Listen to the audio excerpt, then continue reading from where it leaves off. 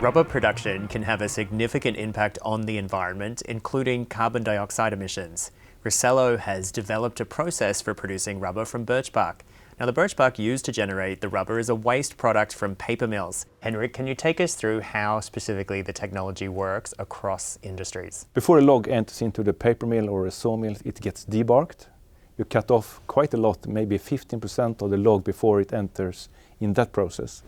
And that's just waste. You can see that outside the paper mills, big piles of bark lying down there. And we take that, the industrial version of the bark, and put it into our process.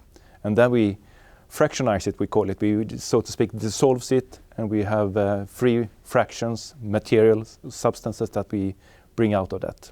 And one of that is suberin. And the suberin is the raw material for our Reselo rubber. So there's a lot of alternatives to rubber.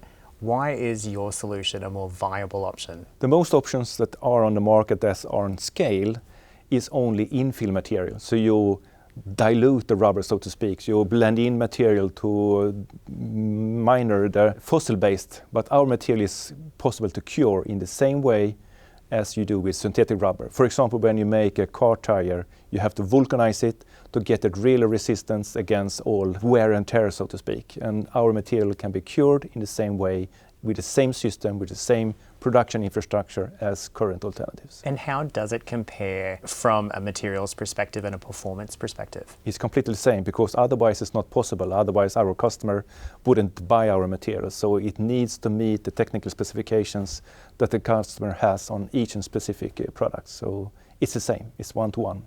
What are the economics behind producing the alternative rubber, and how do you plan to scale? The economics is that we are using a waste material, a residue that is just burned today. So we are having a cheap raw material in our process. So that's the first, and that's why it makes it so cost effective.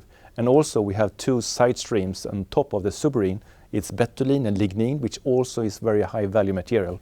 And we sell that, and that also contributes into a really good economics when it comes to our rubber. So how do you maintain your competitive advantage and protect your IP when you are expanding into new markets? First of all, we have a patent on the materials. So we have a patent the way that we are polymerizing or curing the material. So I think that's the big hurdle for other ones to enter the market. But otherwise, we are taking the fast-moving products first, like consumer goods, sport, fashion, footwear. So we really get big volumes early in the process. But then in parallel, we are working with the really demanding applications like car tires, gaskets, ceilings, and that kind of things in the automotive industry. So we have two parallel go-to-market strategies, you can say. So when you do look at the automotive industry, how easily can you incorporate this alternative rubber material into their existing processes? You can replace the fossil-based rubber and just add our rubber, and it behaves exactly the same way. You can use the same production infrastructure, you can use the same methodology, the same curing system. Could you share an example of where using the alternative rubber can have a significant positive impact, say, in the consumer goods space? For example, in footwear, the outer sole has been a problem for having a sustainable. Some are using plastic shoe soles, but that is not when you really need demanding shoes for hiking shoes or training shoes. Then you need a material that can be cured.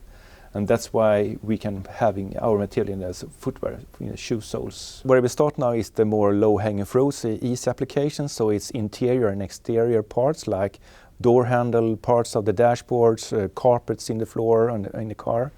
A normal passenger car has around 130, 140 kilos of rubber. A truck has around 400 to 500 kilos of rubber. This new rubber alternative could represent new revenue streams for the global forest industry. So can you take us through what exactly that might look like? First of all, we buy the material from them, the residues. So that's today they only burn it. So that's a new revenue stream for them because we can buy pretty good money for that.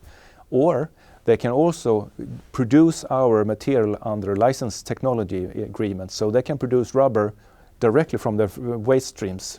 So that they also can add in new revenue streams for them. So where are you currently in bringing this product to market? Currently we have a pilot production with a capacity of 75 tons per year. It's quite small. Only a Nokia is using 60,000 tons of rubber per year. So this is enough for doing the proof of concept and implementing the material in different kind of products. But of course now we're looking for investors who can help us scale and put up our first production plant, either here in Nordics or in the US or Canada. So how important are partnerships to the success of the company moving forward? I would say it's crucial. It's make it or break it with these collaborations. Without them, we wouldn't be here where we are today. So H&M, for example, was very early in the process to helping us to develop the footwear, the shoe sole for the footwear. We work with Nokia tires to implement that in a really demanding applications.